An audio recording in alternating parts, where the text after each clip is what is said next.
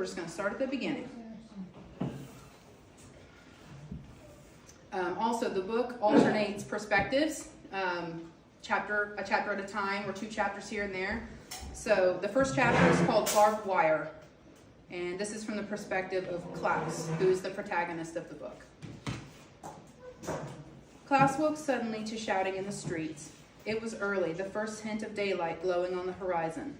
He grumbled at being awakened early on a Sunday morning, wishing groggily that the neighbor kids would find somewhere else to gather and play.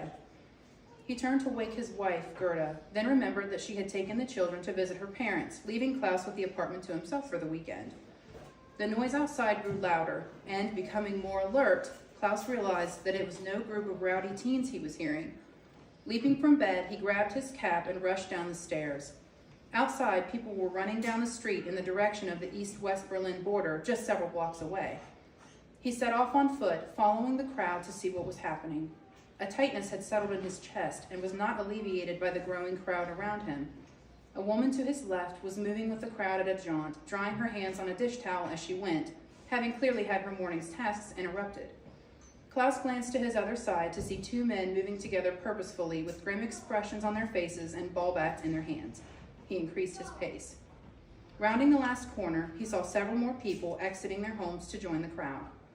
One man was resisting the pleas of his tearful wife, who lingered in the doorway, and from another house emerged a couple pulling their 2 children along with them. As he now drew near to the border, which was indeed the source of the commotion, Klaus spied several soldiers along the border. He felt his knees weaken. It seemed something was stopping people from, Klaus! He had stopped in his tracks, staring in disbelief. He slowly turned and scanned the crowd for the familiar voice, and rushing over to him was Hannelore Schuler, an elderly neighbor and friend of his mother's. Hannelore was a kind lady with a face suited to her personality. She had short, curly, salt and pepper hair, and her warm brown eyes were exaggerated by the thick lenses of her glasses. Tears streamed down her face as she stopped to catch her breath. "They've closed the border," she cried upon reaching him. "The soldiers aren't letting anybody through. My auto is in the west." And with this last, she dissolved into tears. "No," Klaus breathed, wrapping Hannelore in a hug. He patted her back mechanically, craning his neck for a clearer view of what, moments ago, he'd hoped he hadn't seen. Hannelore wept in earnest, drawing his full attention once more. She sobbed that she and Otto were all each other had in the world, though her words were barely audible amidst the general noise of the sea of people breaking around them. Otto, Hannah's son, was a friend of Klaus's, and the latter now recalled him mentioning recently that he would be in the West for the weekend. His own troubles momentarily forgotten, he sought to comfort his friend's mother.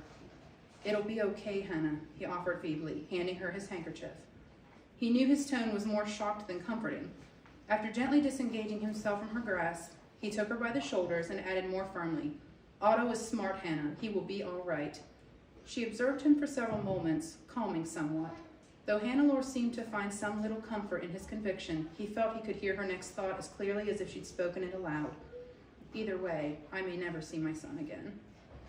He offered to walk her home, but she patted him sadly on the arm and assured him, between tearful hiccups, that she would be all right. He knew she could sense his desperation to see for himself what was happening at the border. Once she had disappeared from view, Klaus turned and continued pushing his way through the crowd, his progress hampered by the growing numbers that had gathered even in his few moments with Hannelore. At last he was as close as he could get to the border, though still dozens of yards off. Even through the congested throng of people, the brightening sky soon confirmed both Hannah's words and Klaus's worst fear. Coils of barbed wire were strung along the border between the eastern and western sectors of the city, 3 feet high and wickedly daring anyone to try to cross. What had been an invisible line just hours before was now a delineated border, and furthermore, to the horror of each face in the crowd, a physical barrier. Klaus observed the scene around him in a daze. There were husbands comforting wives, frightened children who wept because their mamas did, and some angry youths who brandished their fists and cursed at the armed guards who now patrolled the border.